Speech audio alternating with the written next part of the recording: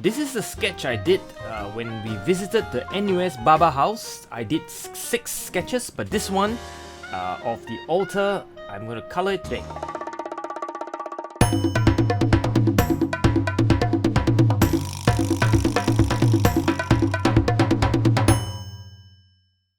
I was going for quantity rather than quality, and I did a whole bunch of sketches, but they were all so-so. So I try to rescue them with my coloring. So let's see whether I'm able to succeed with this venture. The first thing I want to do, well, of course I colored it at home, I draw it on site, is to now create a sort of a blur, diffused, soft sort of a background.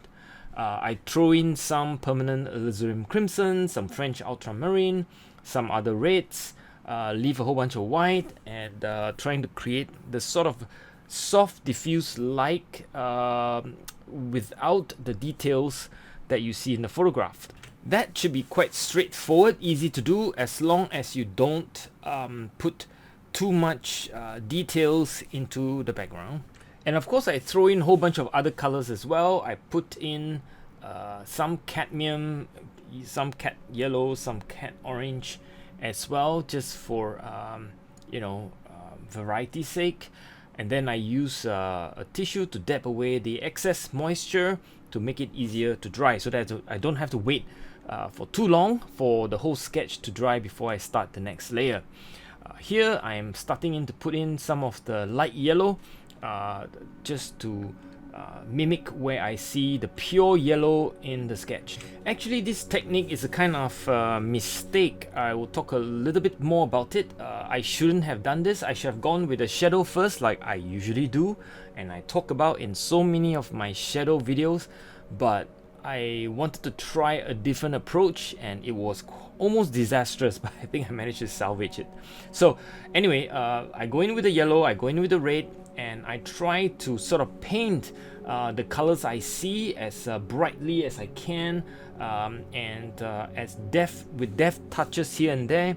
I thought it was a good idea at this point that I could maybe overcome the shadow problem a bit, but of course, as you will see, it requires a bit more fixing at the end. And here's actually one of the lessons for beginners. Most people think that watercolor cannot be edited once you've finished the first or second layer. Actually, that's not true. You could actually still put in an effort to correct.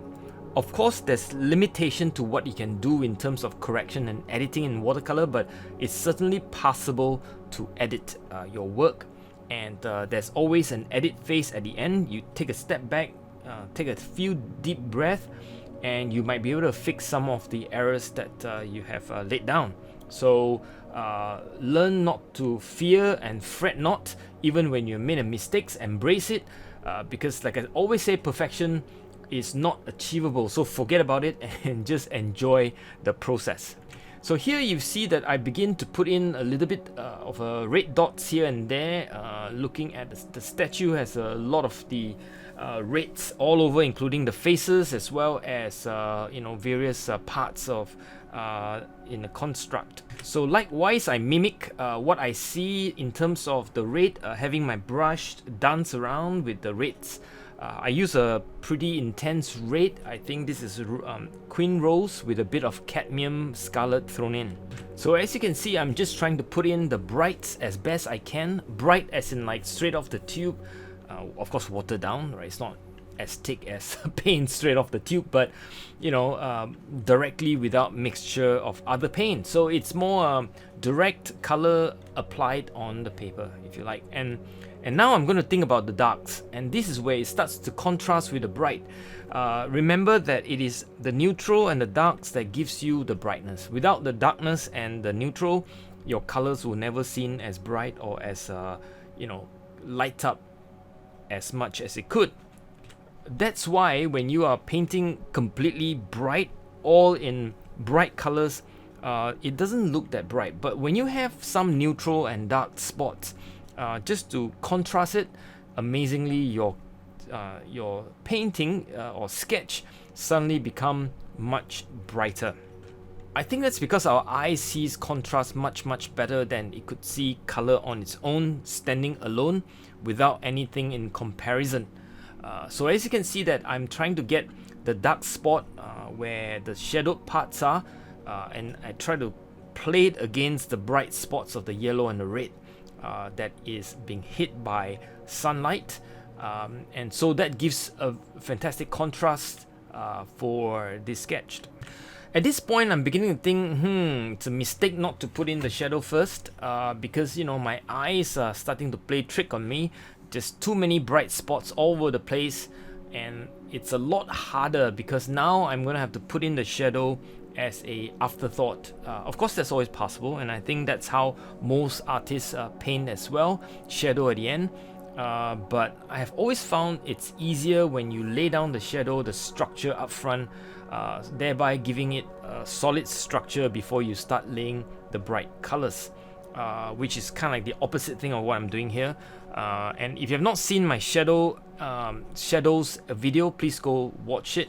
I advocate shadow first approach for all my sketches. It just makes life so much easier. As I'm discovering right now, it's a little bit harder to think shadow as an afterthought. Well, but fret not, it is always possible to fix it, even though you've made a mistake like I have. It's possible to continue to edit away, sculpting the form, in other words, the three-dimensional of the statue here.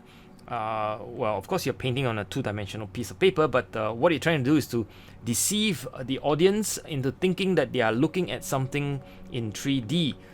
That's possible only with shadows. Form is created through gradation, and also clear gradation of the shape to make it look more like three-dimensional, and that's what I'm trying to do with the darks. As I put in more and more darks, I'm trying to make sure that I soften some of the edges, making sure the gradation works to create the illusion of 3D. It's really not that hard. With a bit of practice, anybody can do it. So now I'm ready to throw in a bit of whites, opaque whites. I used my trusty Copic opaque white, and also my white marker gel as well. Between the two, I throw in a whole bunch of white. I'm also throwing in a bit more of the darks, so playing the contrast between dark, light all over, in a way trying to rescue this sketch, because I thought at this point I was going to lose it, but as I progress, my hope was coming up. I was thinking, yeah, maybe I can still fix it somewhat. It's not going to be perfect, which is fine. It just got to be good enough, and yeah, it looks like I might be just able to rescue this sketch. Alright, so with the whites thrown in, I'm thinking, actually the darks are not quite dark enough, so maybe a final edit I'll do is to go back in with my pen again. As you know that I've already drawn using pen, and then I put in all sorts of colors, and then I put in the whites, and I feel the darks just not dark enough.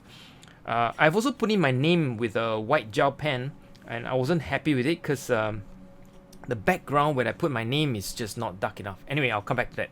So now I'm just going in to do a little bit more calligraphy on top of all the painting I've done, drawing all the little sort of decoration on the dress, the decoration, as well as other ornaments, trinkets, whatever not that I see, and just to give it a bit more carving or calligraphy on that sketch, and also to create a bit of form. The lines help with the form actually, because lines are always a good way of creating a sense of three-dimensionalness to the sketch. Right now, as you can see, I think it looks much better than halfway through it. I thought it was going to be a disaster, but anyway, it's just a sketch, and I'm enjoying myself in some ways. I have my music playing in the back. I'm breathing. I am alive. What more can one ask, right? And I'm creating art. It's a good day after all. So this will be the sketch that I'm illustrating from the 6 line work that I've done.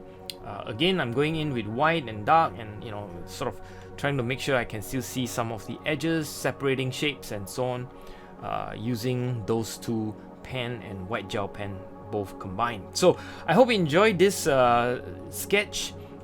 This is Whee Teck out. I hope you stay safe wherever you are, and wherever you are in the world, please take care of yourself. Goodbye. Bye.